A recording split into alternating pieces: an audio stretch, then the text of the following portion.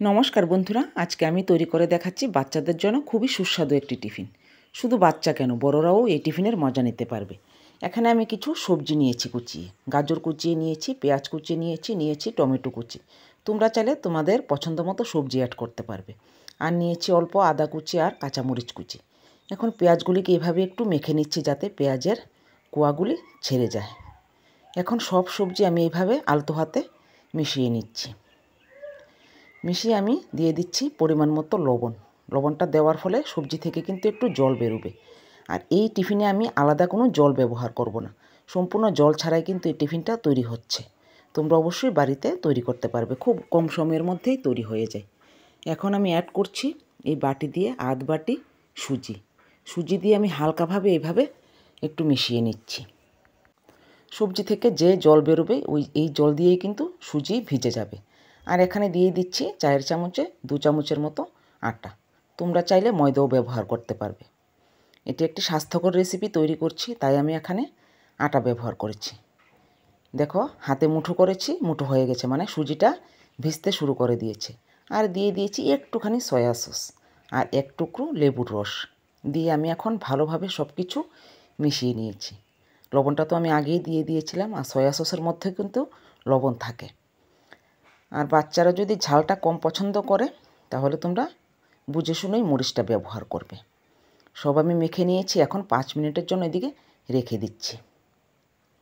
5 minute পর আমি গ্যাসের চুলায় একটি প্যান বসিয়ে অল্প তেল দিয়ে দিয়েছি। তেলটা ভালো করে আমি ছড়িয়ে নিয়েছি। এখন তেলটা গরম হওয়ার পর ওই মাখাটা থেকে আমি অল্প অল্প করে মাখা তেলের উপর দিয়ে দিচ্ছি। আর গ্যাসের আঁচটা কিন্তু একদম কমিয়ে রেখেছি। পুরোটা মাখায় আমি দিয়ে দেব। আমি এখানে একটিই তৈরি করছি। দিয়ে হাত দিয়ে এভাবে একটু চেপে চেপে দিচ্ছি যাতে পুরোটা একসাথে মিশে থাকে। আর আগুনের হিটেই, মানে এই প্যানটার হিটেই কিন্তু টিফিনটা জোড়া লেগে যাবে। আর মাঝখান দিয়ে একটু গর্ত মতো করে দিচ্ছি। এইভাবে গর্তটা করতে হবে যাতে গর্তের নিচে একটুখানি ওই মাখাটা থাকে। উপর দিয়ে একটু ফাঁকা করে দিয়েছি, এইভাবে চেপে চেপে দিয়েছি। খুবই সুস্বাদু, দেখবে বাচ্চারা একদম হাসি মুখে খেয়ে নেবে। আর বাচ্চারা দেখবে রোজ রোজ একরকম টিফিন খেতে পছন্দ করে না। এক এক দিন এক এক রকম টিফিন বানিয়ে দিলে বাচ্চারাও হাসি মুখে পুরোটাই শেষ করে নেবে। এখন আমি ঢাকনা দিয়ে রাখলাম 2 থেকে 3 মিনিটের জন্য। ঢাকনাটা তুলে খুন্তিটা দিয়ে এইভাবে সাইড দিয়ে আমি চেপে দিচ্ছি যাতে শেপটা খুব সুন্দর হয়, একদম গোলাকার যাতে হয়।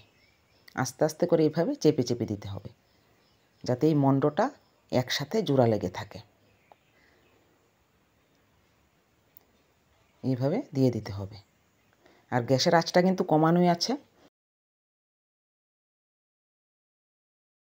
খুন্তি দিয়ে চেপে দিয়ে আমি আবার 2 মিনিটের জন্য ঢাকনা দিয়ে রাখলাম। এই টিফিনটা আস্তে আস্তে জ্বালেই কিন্তু সম্পূর্ণটা শেষ করতে হবে।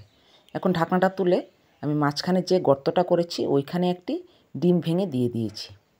ডিমের কুসুমটা যেন আস্তা থাকে এইভাবে ভাঙতে হবে। আর উপর দিয়ে আমি একটু গোটা জিরে এইভাবে ছড়িয়ে দিচ্ছি।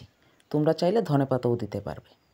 আবার আমি 2 থেকে 3 মিনিটের জন্য ঢাকনা দিয়ে রাখলাম। ঢাকনাটা তুলে এখন দেখো আমি তোমাদেরকে একটু দেখিয়ে দিচ্ছি। খুন্তি দিয়ে কিন্তু এই টিফিনটা উল্টানো যাবে না।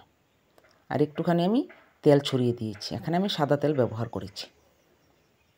দেখো খুন্তি দিয়ে উল্টানো যাবে না, উল্টাতে গেলেই কিন্তু টিফিনটা ভেঙে একদম সুন্দরটা নষ্ট হয়ে যাবে। আমি একটি প্লেট নিয়ে এভাবে উল্টে এখন প্লেটটা থেকে আমি এভাবে ঢেলে দিয়েছি। যে পিঠটা হয়নি ওইটা আমি নিচের দিকে দিয়েছি, দিয়ে আবার ঢাকনা দিয়ে রাখলাম 3 থেকে 4 মিনিটের জন্য। ঢাকনাটা তুলে যখন টিফিনটা পুরোপুরি রেডি হয়ে গেছে আমি নামিয়ে নিয়েছি। বাচ্চাদেরকে যদি টিফিনটা একদিন বানিয়ে দাও তাহলে দেখবে প্রায়ই এই টিফিনটা বানিয়ে দেওয়ার বায়না ধরবে। বন্ধুরা, আমার চ্যানেলের রেসিপিগুলো যদি তোমাদের ভালো লেগে থাকে তাহলে আমার চ্যানেলটাকে সাবস্ক্রাইব করে আমার পাশে থাকবে। আর এই রেসিপিটার জন্য একটি লাইক করে দেবে। আর তোমরা কেমন রেসিপি দেখতে চাও ওইটাও আমাকে কমেন্টে জানাবে। তাহলে চলো আজকে এখানেই শেষ করছি, আবার আগামী দিন নতুন একটি রেসিপিতে তোমাদের সঙ্গে দেখা হচ্ছে। আর দেখো একটি ছুরি দিয়ে আমি তোমাদেরকে দেখিয়ে দিচ্ছি ডিমটা কিন্তু পুরোপুরি হয়ে গেছে, একদমই কাঁচা থাকে না।